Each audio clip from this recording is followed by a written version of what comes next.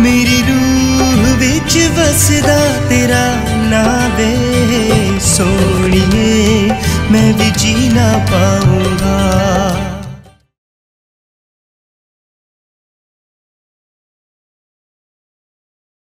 हाय, सबसे पहले तो बहुत सारा प्यार और बहुत सारा थैंक्स मेरी 3121 बड़ी फैमिली को।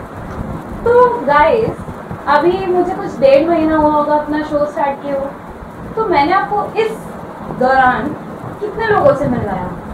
बिरजू महाराज जी से मिलवाया, एक CSM कंपनी के बिजनेसमैन से मिलवाया, फिर मैंने आपको आकांक्षा शर्मा से मिलवाया जो शिनचैन की ऑफिशियल वॉइस है, फिर मैंने आपको मनन सचदेवा से मिलवाया जो DID 4 के फर्स्ट रनर अप है, फिर मैंने आपको किससे मिलवाया, नजर बट्टू से, स्टैंड अप कॉमेडियन है जो, फिर मैंने आपको मिलवाया शेफ विकास सेठ से।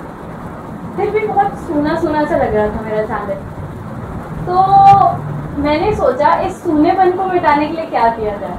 तो फिर मैंने सोचा कि हमारे चैनल से सूनापन तभी हटाया जा सकता है जब हम एक सिंगर को लाएं।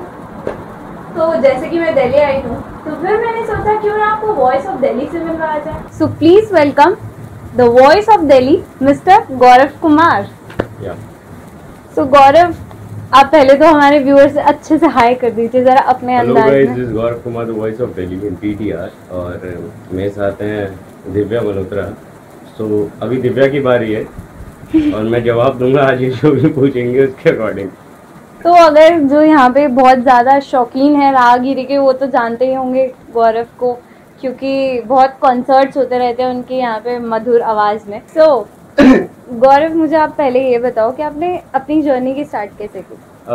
मेरी जर्नी लाइक मैं बहुत छोटा था, आई थिंक 3 साल का था, तो मेरे डैड एक कॉन्सर्ट में ले गए मेरे को। तो मैंने देखा वहाँ पे काफ़ी आर्टिस्ट को गाते हुए, और पता नहीं कहाँ से मेरा एक शुरू से ही म्यूज़िक को लेके, डैड बताते जब मैं छोटा था तो मैं बेंच भी पकड़ के या कुछ भी दिखता था तो उस पर म्यूज़िक निकालने की अपनी पूरी कोशिश करता था। तो फिर मेरे डैड ने मुझे देखा कि हाँ ये काफ़ी चीज़ों को कैच कर रहा है, तो उन्होंने फटाफट से मेरे को म्यूज़िक क्लासेस ज्वाइन लगा। तो जहाँ से म्यूज़िक क्लासेस स्टार्ट हुई तो वहीं से मेरा एक मेन जो पहला स्टेप होता है वो मैंने स्टार्ट किया। तो मेन आपने कहा कि बेंच पे शुरू हो जाता था, तो मेन आप म्यूजिशियन बनना चाहते थे या सिंगर ही बनना चाहते थे? एक्चुअली मैं बनना तो कुछ अलग ही चाहता था, मुझे खुद नहीं पता था, बट हाँ म्यूज़िक शुरू से सिंगर नहीं बनना चाहते थे? नहीं, बिल्कुल बनना चाहता था। मतलब कभी 3 साल की एज में मैंने कहाँ सोचा था कि मैं सिंगर बनने वाला। मतलब होता है ना कि अगर बनना हो तो स्टार्टिंग से लगता है कि मुझे एक कीड़ा कहते हैं ना जैसे, हाँ। तो वो तो था म्यूजिक का। अच्छा। अब उसके अंदर म्यूजिक के अंदर एक कंप्लीट हम लोग सब कुछ काउंट कर सकते हैं, वो चाहे सिंगर हो चाहे वो म्यूजिशियन हो। तो स्टार्टिंग से आपको इंस्पिरेशन किससे मिली है? मेरे डैड। आप एक बार मुझे एक्सप्लेन करिए कि क्या वो, मतलब इंस्पिरेशन कैसे मिली, कैसे स्टार्ट हुआ। मतलब बहुत ज़्यादा मुझे कहते हैं ना एक चीज़ उत्सुकता होना, वो है बहुत जानने की। ये तो मैं बताता हूँ कि जैसा मैंने अभी आपको बताया, मेरे डैड ने मुझे काफ़ी सपोर्ट किया। हर स्टेप पे मेरे डैड मेरे को ले जाते थे। मैं बहुत छोटा था और जहाँ भी मैंने गाया, चाहे वो मैंने बचपन में कैसा गाया कैसा नहीं मुझे खुद याद नहीं है, बट हाँ मेरे डैड मुझे बताते हैं कि मैं जहाँ भी जाता था और जहाँ भी मैं गाता था वहाँ पे मैं दिल से गाता था। चाहे छोटी सी आवाज़, एक बच्चे वाली आवाज़ होती है ना, वो क्यूट सी वॉइस। तो फर्स्ट टाइम जब मैं स्टेज पे चढ़ा तो मैं रोने लग गया। तो मेरे डैड आए स्टेज पे और मुझे ऐसे हक किया।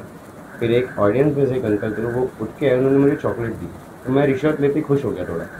तो जैसे ही उन्होंने मुझे चॉकलेट दी और मैंने गाना स्टार्ट कर दिया, मेरा रोना भी बंद हो गया और जो मेरा डर था वो पूरा वाला हट गया। तब से मेरे डैड अगर मेरे किसी भी कॉन्सर्ट में नहीं होते तो पता नहीं क्यों मुझ में वो गाने वाली फील नहीं आ पाती। और ये बहुत बड़ी सच्चाई है कि मेरे डैड को देखते ही मैं लाइक उनसे ही सीखा हूँ साथ में। और जब मेरे डैड बचपन में गाते थे तो उन्हें कॉपी करता रहा, मैं करता रहा। तो फाइनली अभी जब कुछ बन गया हूँ तो जो भी हूँ उनकी वजह से। म्यूजिक की डिफाइन क्या आपके लिए? Music, no music no life, KNOW। मतलब and second, no music no life and no.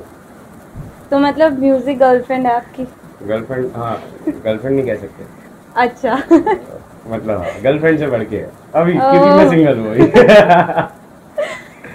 अच्छा, आपका फेवरेट सिंगर कौन है? मेरा फेवरेट सिंगर, देखिए मेरे फेवरेट सिंगर सारे हैं, कॉज बहुत मेहनत करके सब अपने हाइट्स पे पहुँचे हैं, जो भी उन्होंने अचीव किया, तो मैं किसी एक को काउंट नहीं करता इसमें, सब मेहनत करके आगे गए हैं। और हाँ, वो जिस लेवल पे है वो सबकी खुद की काबिलियत है कि वो, तो हमारा कोई कि हाँ कोई फेवरेट है या नहीं ये कहना राइट नहीं बनता। और एक बट स्टिल कुछ तो होगा, मतलब किसी के आप हाँ, सॉन्ग्स मैं को रफ़ी साहब को बहुत सुनता था। अच्छा, रफ़ी साहब को। तो मतलब आप एक तरह से क्लासिकल की तरफ बहुत नॉट ज़्यादा। क्लासिकल, ही इज़ अ वीडियन सिंगर। और आई थिंक मोहम्मद रफ़ी साहब का नाम काफ़ी अच्छे लेवल पे, और हर सॉन्ग उन्होंने अपनी लाइफ में 22,000 से ऊपर गाने गाए हैं, और वो तब की बात है जब वो सिर्फ 22 साल के थे, और उसके बाद तो फिर कोई काउंटिंग नहीं थी। तो आपकी फेवरेट फॉर्म ऑफ म्यूजिक क्या है? क्लासिकल तो आपने कहा कि नॉट, मतलब एक तरह से नहीं, मेरे लिए म्यूज़िक हर जोनर का सेम इक्वल है। हाँ, डिपेंड करता है मुझे क्या पसंद है, तो मैं अगर जाऊँ रागगिरी में, बट मैंने सुना है ऐसा कि हाँ, मोस्टली आप रॉक सॉन्ग्स में ज़्यादा बिलीव करते एक्चुअली क्या हैं। है, हम लोग जब कॉन्सर्ट करते हैं तो हम सबसे पहले ऑडियंस देखते हैं, ऑडियंस को क्या पसंद है वो हमारे को स्टेज पे चढ़ते ही पता चल जाता है, सामने वाले क्या एक्सपेक्ट कर रहे हैं। जहाँ थोड़े एजिड लोग बैठे होते हैं वहाँ हम लोग ओल्ड सॉन्ग गाते हैं, उनकी फेवरेट गाते हैं, और जहाँ थोड़े हम जैसे like you know they didn't stop कि हम लोग स्टेज पे चढ़ते हैं और हमारे को ऑडियंस को फेस करना पड़ता है, तो हमें पता चलता है कौन क्या सुनने के लिए आया। और काफ़ी सारे होते हैं ओल्ड सॉन्ग्स भी सुनते हैं लोग, बट डिपेंड करता है एक लेवल पे जाके जब हमें पता चलता है कि यहाँ पे कौन सा ज़्यादा चलने वाला है तो हम उसको फॉलो करते हैं। मैंने आपका एक इंटरव्यू देखा था, उसमें आपने बताया था कि जब आपका कॉन्सर्ट था, फर्स्ट कॉन्सर्ट था, नहीं, वॉइस ऑफ दिल्ली के लिए जब आप जा रहे थे तो आपके दादाजी एक्सपायर हुए थे, तो वो वाली एक बार आप स्टोरी बता सकते हो? ये ऑडिशन चला था 2009 में, तो मैंने ऑडिशन नहीं दिया, फिर 10 में आया। फिर मैं 10 में जब ऑडिशन दिया तो जैसे जैसे करके सिलेक्शन हुआ, फिर आई थिंक थर्ड लास्ट हम लोग पहुंच चुके थे, वो भी क्लियर करके मैं घर आया। नेक्स्ट यानी कि सेकेंड लास्ट बचा था, अगर मैं वो भी क्लियर करता तो मैंने जो सोचा था कि हाँ मुझे वो कहीं ना कहीं अचीव करना है, क्योंकि हमारे आगे पीछे टोटल पार्टिसिपेंट्स 9,000 या फिर 9,500 करीब थे, जिनके अंदर से हम सिर्फ 40 बचे थे। और मैं 40 पे आके मैं ऐसे स्टेज पे आ गया जब मेरे दादू एक्सपायर हो गए, और दादू से मैं बहुत प्यार करता था। और अब ऐसी सिचुएशन में मैं क्या करता, तो मैंने कहीं ना कहीं ये सोचा था हाँ मैं इसको अभी जाने देता हूँ, मुझे नहीं करना चाहिए क्योंकि राइट टाइम नहीं है। फिर मेरे डैड वापस बीच में आए, फिर मेरे डैड ने सेम चीज़ कही कि दादू भी सेम चीज़ चाहते थे कि मैं कुछ करूं इस फील्ड में, तो स्पेशली कि हाँ एक तरफ आपके दादाजी भी सिंगर थे? नहीं, मेरे दादाजी सिंगर नहीं थे, बट मेरे दादाजी का मैं बहुत ज़्यादा लाडला था, तो उनको जो भी मुझे पसंद था वो उसमें बहुत खुश होते थे, तो मुझे गाते सुनते थे। जब पापा और मैं गा रहे होते थे तो दादू बहुत मस्ती से एंजॉय कर रहे होते थे। अब ऐसी सिचुएशन थी मेरे पास कि नेक्स्ट डे दादू को लेके जा रहे थे, और वो लास्ट मोमेंट, और एक तरफ 3-4 घंटे में मुझे अपने उस जगह पे पहुंचना था जो मुझे अचीव करना था। फिर मेरे डैड ने मुझे भेजा, और उस दिन मुझ में हिम्मत आई, मुझे नहीं पता कहाँ से, बट हाँ मुझे लगता है कि मैं अगर गया तो कहीं ना कहीं मेरे दादू मेरे साथ थे उस टाइम जब मुझे बहुत रोना आया, बट अभी भी मुझे दिख रहा है थोड़ी सी आंखों में नमी। देखिए वो तो हमेशा रहेगी जब जब मेरे दादू का जिक्र आएगा, कॉज वो एक ऐसे इंसान थे जो आई थिंक कभी हमें लगा नहीं कि उन्होंने कभी भी हमारे को किसी भी चीज़ के लिए रोका हो टोका हो। और मैं नहीं चाहता था कि हाँ मैं अपने दादू को लास्ट मोमेंट पे भी ना देख सकूँ, तो घर वालों ने बहुत जिद करके मुझे फाइनली भेज दिया। मैं वहाँ पहुँचा और मेरा बहुत अच्छा हो गया, और सेकेंड डे सिलेक्शन हो गया। फाइनली वो 50 से 4 में आ गए, जिनमें से मेरा नाम था सेकंड पे। फिर उन 4 का लाइक ठीक 1 महीने बाद दोबारा कॉन्सर्ट होना था, उन 4 में से जो फर्स्ट आया वो था मैं। तो कहीं ना कहीं मेरे दादू मेरे साथ खड़े थे जिन्होंने मुझे उस लेवल तक पहुँचाया। मतलब कहते हैं ना कि जब अगर किसी का दिल टूटता है तो वो बहुत अच्छा सिंगर बन जाता है। उनके दिल से संगीत निकलता है, रॉक स्टार तो देखी होगी आपने। तो जरूरी नहीं है कि लड़की। वॉइस ऑफ दिल्ली का जब आपका फिनाले था तब कौन से सॉन्ग गाया था आपने? वो भी क्लासिकल था या रॉक? नहीं तब तो रॉक नहीं हो सकता। नहीं, एक्चुअली क्या था कि हर एक कॉन्सर्ट में उनके 10-10 गाने गाने होते थे। अच्छा। फाइनल था, उसके अंदर 4 थे, जिनमें से फर्स्ट सॉन्ग दिल को तुमसे प्यार हुआ। तो उन्होंने मुझे कहा डिटो कॉपी कर गया आप इनकी आवाज़। तो अच्छा लगा मेरे को सुन के कि हाँ मतलब, और वहाँ पे बहुत सारे लोग थे, के एंटास और भी बहुत सारे ऐसे पॉपुलर सिंगर्स। तो बहुत अच्छा लगा, उन्होंने मुझे खुद आके के ने हक किया, और वो इजीली फेसबुक पे आप लोग देख सकते हैं बहुत सारे मूवमेंट्स उस कॉन्सर्ट के हमारे। और बाकी जो मेरा ये इस कॉन्सर्ट के अंदर फिनाले में जो हमने गाना गाया था, मुझे सबसे फेवरेट था, वो भी मेरे दादू का ही फेवरेट था। उस सॉन्ग का नाम था ना जाने तुम। बहुत ओल्ड सॉन्ग है, और वो मैंने सॉन्ग लास्ट में गाया था क्योंकि मैं वेट कर रहा था कि हाँ अभी देखते हैं नेक्स्ट क्या होने वाला है, नेक्स्ट क्या होने वाला है। मेरे पास हर 10 मिनट के अंदर हर एक गाने के बाद हम लोगों पे एक लिस्ट आती थी 20 सॉन्ग्स की, उनमें से एक चूज़ करना पड़ता था और ऑन द स्पॉट। तो किस्मत थी मेरी, लास्ट लिस्ट में वो गाना दिख गया मेरे को, मैंने फटाफट से चूज़ कर लिया। आपका फेवरेट सॉन्ग कौन सा है? मेरा फेवरेट मुझे लग रहा है, पता नहीं क्यों कि बहुत ज़्यादा मतलब सॉफ्ट सॉन्ग्स आपको पसंद होंगे सुन, मतलब कभी जैसे आंखें बंद करके आपको जो रिलीफ मिले वो तो। हाँ ऑब्वियसली रॉक में रिलीफ नहीं मिलता, you know very well. Rock में नहीं, कुछ होते हैं रॉक में भी रिलीफ ले जाते हैं हम। मेरा फेवरेट सॉन्ग मतलब ऐसा सॉन्ग जो आपको मौका मिले तो आप कभी छोड़ ही नहीं सकते उसे, गाना ही गाना है,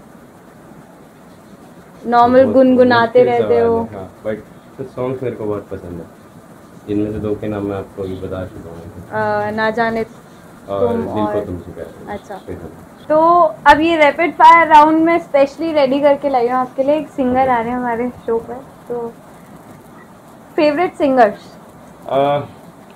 मोहम्मद रफी साहब, किशोर कुमार, लता मंगेशकर, आतिफ असलम, अरिजीत सिंह, मैनी मोर यार। तो सोच लो, आपको सबके सॉन्ग गाने पड़ेंगे। डन। फेवरेट सॉन्ग्स राइट, अभी ना जाओ छोड़ के, ना जाने तुम, दिल को तुमसे प्यार हुआ, आफरीन, बहुत सारे हैं ये भी। मैंने एक आपकी वीडियो में देखा था, मैं रहूं या ना रहूं, तुम मुझ में कहीं बात। हाँ जी, अरमान मलिक। हाँ, अरमान मलिक। मैं कहीं ना कहीं अरमान मलिक का तो नाम ले ही आती हूँ, मेरा फेवरेट सिंगर है ना। ना आए हो ना आओगे, भीगी भीगी सी रातें, भीगी भीगी, और बहुत सारे हो गए। तुमसे ही। Favourite movies? हम दिल दे चुके सनम, 100 दर्द, तुम बिन, कोई फरियाद। बहुत रोमांटिक है। नहीं यार, मूवीज अच्छी है। ये क्वेश्चन बहुत थोड़ा सा धमाकेदार वाला है। If you could be a super hero, who would you be? My dad. हाँ, मेरे dad. Oh, best answer. What is the best compliment you have ever received?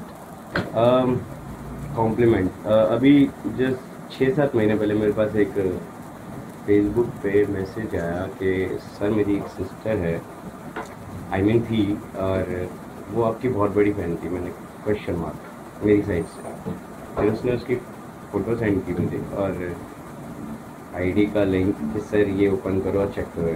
फिर मैंने चेक किया तो 1.5 साल से वो मुझे फॉलो कर रही थी कंटिन्यूसली, और हर पोस्ट मेरी शेयर, हर पोस्ट मेरी लाइक, और सडनली पता चला कि वो अब नहीं। तो उसकी सिस्टर ने मुझे रिक्वेस्ट की कि सर, मेरी सिस्टर का ड्रीम था कि वो मुझसे बहस करती थी कि सर तुझसे बात नहीं करते, रिप्लाई नहीं करते हैं, तो तू कैसे उनसे बोलेगी कि एक बार मैंने अपने रूम में जो आपकी स्केचेस बना रखे हैं वो मैं आपको घर पे ही दिखा सकती हूँ, और मैं चाहती हूँ आप मेरे घर। और उसने मुझे कहा कि सर, उसने मुझे कहा था लास्ट टाइम कि तू शर्त लगा, मैं तुझे सर को घर पे बुलवा के दिखाऊँ। तो सडनली जब ये पता चला कि वो नहीं है तो मैं मजबूर हो गया, और मुझे लगा कि हाँ कोई ऐसा था जिसको मैं जानता भी नहीं था, और वो मुझे कॉन्टीन्यूसली हर पोस्ट पे शेयर, कमेंट्स और लाइक्स और ये सब चलता रहा, और जब मुझे पता चला वो एक्सपायर होंगी तो मैं सीरियसली रुक नहीं पाया, मैं 4th डे उनके घर पहुँच गया। और मैं जब उनके घर गया तो उसकी सिस्टर को देख के ही सबसे पहले मेरे को रोना आ गया, कि वो बहुत छोटी सी थी और उनके पेरेंट्स भी नहीं थे। तो उसने रूम दिखाया, अलमीरा खोली, हर जगह मेरे ही पोस्टर्स जो मेरे कॉन्सर्ट्स में मेरी मैगजीन्स जाती हैं और ये सब, मतलब टोटली उसने बहुत अच्छे से उसको सजा के रख रखा था। तो अब मैं इस सिचुएशन में क्या कहता, बस मैं कहूँगा कि उससे बेस्ट मेरे लिए कुछ नहीं था जो मैंने वहाँ देखा। कि लाइक कोई इतना मुझे इतना प्यार। सपोर्ट कर रहा है, इतना प्यार कर रहा है, तो शायद आप कॉम्प्लीमेंट्स। उस प्यार के हकदार हैं। Thank you so much. और बाकी खुदा सलामत रखे उसको, उसकी रूह को, और हमेशा उसे जन्नत नसीब हो। और उसके पेरेंट्स को वो जहाँ उनके पास है तो वो ध्यान रखेंगी, बाकी उसकी सिस्टर का पूरा ध्यान रखे खुदा, बस इतनी मेरी दुआ है सर। ये तो बेस्ट कॉम्प्लीमेंट था। कभी ऐसी कोई वियर्डेस्ट थिंग हुई है आपके साथ, मतलब कोई ऐसे फैन से या ऐसे किसी से पाला पड़ा हो कभी? बहुत सारी हुई है क्योंकि पहले ही आ गया ये तो। बहुत सारे ऐसे तो बहुत होते रहते हैं, लाइक अभी क्या है, बट habit बढ़ गई स्टिल है। सबसे But ज्यादा ये भी वियर्ड। बहुत बड़ी सच्चाई है कि हम लोगों को अब एक इंसान को जब पॉपुलर होता है ना, तो टांग खींचने वाले बहुत होते हैं। तो ऐसे लोगों को तो पास आके भी हाई कर दे तो हमारे का लाइक हमें कोई फ़र्क नहीं पड़ता। हाँ, लेकिन मैंने नोटिस किया है कि फैंस से ज़्यादा हेटर्स लोगों को सक्सेस पे पहुंचाते हैं अच्छे वाला। तो मेरे सारे हेटर्स को मेरी साइड से सल्यूट है भाई, और मैं चाहता हूँ कि और भी अगर इंक्रीज़ हो रहे हो तो होते रहें। बस मेरे माँ बाप ने एक चीज़ सिखाई है कि हाथ से कोई भी छीन सकता है, लेकिन नसीब का कोई खींच के नहीं जा सकता। आपकी जो आवाज़ है वो तो बहुत अच्छी है और आप फॉर श्योर एक प्लेबैक सिंगर बनने वाले हो इन फ्यूचर। तो आप लुक्स में भी उतने ही अच्छे हो, जैसा कि मैंने देखा, सभी देखते हैं। तो आपने कभी सोचा कि मैं एक्टिंग में भी थोड़ा ट्राई करूं? नहीं, एक्चुअली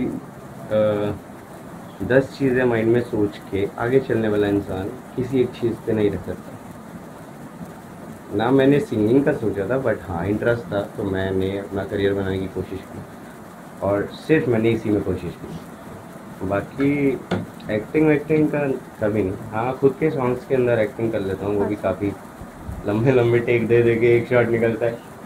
तो हाँ, बट अभी अगर कभी चांस मिला आपको नहीं तो मैं नहीं करूँगा। तो मेरी एक पर्सनल रिक्वेस्ट है आपसे, जैसे कि मैं अरमान मलिक की बहुत बड़ी फ़ैन हूँ, तो आप उसका कोई सॉन्ग गा सकते हैं एक? अरमान मलिक, ओके। हवाओं में लिपटा हुआ यूं गुजर जाऊंगा तुमको छू के, अगर मन हो दूरी की दीवार ठहर जाऊंगा इन लबों पे। मैं दिखूं या ना दिखूं तुम मुझको महसूस करना, बस इतना है तुमसे कहना, बस इतना है तुमसे कहना, बस इतना है तुमसे कहना, बस इतना है तुमसे कहना। मैं रहूं या ना रहूं तुम मुझ में कहीं बाकी रहना। मैं तो मतलब पहुंच ही नहीं सकती हूँ यार इस लेवल तक, कहाँ मैं आपके साथ गाने बैठ गई। अच्छा, वैसे आपको कब मतलब लगना स्टार्ट हुआ कि अब मुझे लोग पहचान रहे हैं, अब मेरी फैन फॉलोइंग बढ़ रही है? जब इंसान एक अच्छा काम करता है या फिर बुरा काम करता है तो हमारे चारों तरफ कुछ आवाज़ें सुनाई देने लगती हैं हमारे नाम की। अगर हम गलत कर रहे हैं तो भी हमारे को चारों तरफ आवाज़ें आती हैं। बट हाँ, एक जब हम कुछ अच्छा कर रहे होते हैं और खुद के लिए कर रहे होते हैं, इवन दूसरों की खुशी के लिए कर रहे होते हैं, तो जब मैं राहगिरी डे का फर्स्ट कॉन्सर्ट किया तो वो मेरा फर्स्ट कॉन्सर्ट था राहगिरी डे में, जहाँ पे मैंने बहुत सारे ऐसे लोग देखे जो स्पेशली अगली बार से मेरे लिए आए। तो मैं उन सबका शुक्रिया अदा करना चाहता हूँ और मैं यूँ ही जुड़ा रहूँगा और रागरी डे को कभी बंद नहीं होने दूँगा, प्रॉमिस। काफ़ी प्रॉब्लम्स आई रागरी को कि हाँ अब एक लेवल आ गया था कि हाँ रागरी को अब हमें रोक देना चाहिए, बट हमने फिर भी कहीं ना कहीं हमने और मैन पावर बढ़ा दी और सिक्योरिटी लेवल हाई करा, और रागरी आज भी चल रही है और उसको चलाने के लिए मेरे सारे फ्रेंड्स का बहुत बड़ा सपोर्ट है। और जहाँ तक मुझे लगता है कि हाँ मैं जो भी कर रहा हूँ और जैसे भी कर रहा हूँ तो कहीं ना कहीं मेरी फैंस की वजह से कर रहा हूँ। तो आपकी जो अकेडमी है जीसस अकेडमी ऑफ म्यूज़िक, उसके पीछे का कॉन्सेप्ट क्या है? जीसस एकेडमी एक लाइक जो मेरे को, मैंने आपको बताया कि मेरे को बचपन से म्यूज़िक और इन सब का शौक था, तो एक दिन मैं केवेंटस नाम का एक प्लेस है, वहाँ पे हम लोग गिटार प्ले करते थे। तो वहाँ पे एक दो पेरेंट्स आए कि आप इतना अच्छा गिटार प्ले करते हैं, तो आप सिखा सकते हैं कि हमारे बच्चे को। मैंने मज़े मज़े में हाँ कर दिया उन्हें। फिर मैंने होम ट्यूशन स्टार्ट करी अपनी लाइफ में। फिर होम ट्यूशन्स के बाद मेरे पास काफ़ी सारा स्टूडेंट्स का लाइक फीडबैक आने लगा कि हाँ सर बहुत अच्छा, और ये वो मेरे फ्रेंड्स भी सीखना चाहते हैं, बट मैं सबको पर्सनली घर जा के क्लासेस नहीं दे सकता था। तो फिर ये मैंने जीसस एकेडमी खोला ताकि मैं अपने काफ़ी सारे स्टूडेंट्स को अपने लाइक अपना टैलेंट उनके साथ शेयर कर सकूँ और उन्हें सिखा सकूँ, जिससे वो भी नेक्स्ट वॉइस ऑफ दिल्ली हो। हाँ। सो बहुत ही प्यारा कॉन्सेप्ट था आपके ये जीसस एकेडमी ऑफ म्यूज़िक का। तो ऑब्वियसली मैं आप लोगों को भी चाहती हूँ, अगर आपके अंदर कोई टैलेंट है तो उसे एक्सप्लोर कीजिए या और आगे बांटिए। अब लास्ट क्वेश्चन इंटरव्यू ख़त्म करते हुए मैं आपसे ये पूछना चाहूँगी कि आपके लिए की ऑफ सक्सेस क्या है? जैसे हमारे चैनल का यही कॉन्सेप्ट है कि हमारे चैनल पर इंस्पायरिंग लोग आते हैं जो बताते हैं उन्हें कि वो भी अपने लाइफ में सक्सेस कैसे अचीव करें, तो वो भी voice of Maharashtra, voice of ये सब कैसे बने? की ऑफ सक्सेस लाइक मेरी नज़र में इंसान को मंजिल तब मिलती है जब वो अपने आसपास की चीज़ों को होते हुए इग्नोर करे और सीधा चलता जाए। और चलने में काफ़ी स्पीड ब्रेकर्स आएंगे बीच में, हाँ, मगर अगर वो उस स्पीड ब्रेकर को क्रॉस करते वक्त गिर गया और वो वेट करे कि कोई मुझे उठाने आएगा, संभालने आएगा, तो मुझे नहीं लगा था कि कहीं से कहीं तक उसको करना चाहिए वेट। वो खुद खड़ा हो जाए और आगे चले ताकि अगले पे फिर गिरे और उसे अगले की भी वैल्यू पता हो कि अगले पे शायद मैं दोबारा गिर जाऊँ, लेकिन हाँ गिरते गिरते वो अपनी सक्सेस को ज़रूर पालेगा। जैसे कि एक शेर है, मुझे याद आ रहा है, आंखों में मंजिलें थी गिरे और संभलते रहे, हवाओं में कदम था हमारी जीत के चिराग तो तूफानों में भी जलते रहे। वाह, क्या बात कही आपने। शुक्रिया शुक्रिया। सो गाइस, आई होप कि आपको ये वीडियो बहुत अच्छी लगी होगी। So now I will see you on the other side. Last में मैं जाते जाते आपसे रिक्वेस्ट करूँगी कि आप एक सॉन्ग, एक प्यारे से सॉन्ग से एंड करें जिससे सुना ना रहे हमारा चैनल।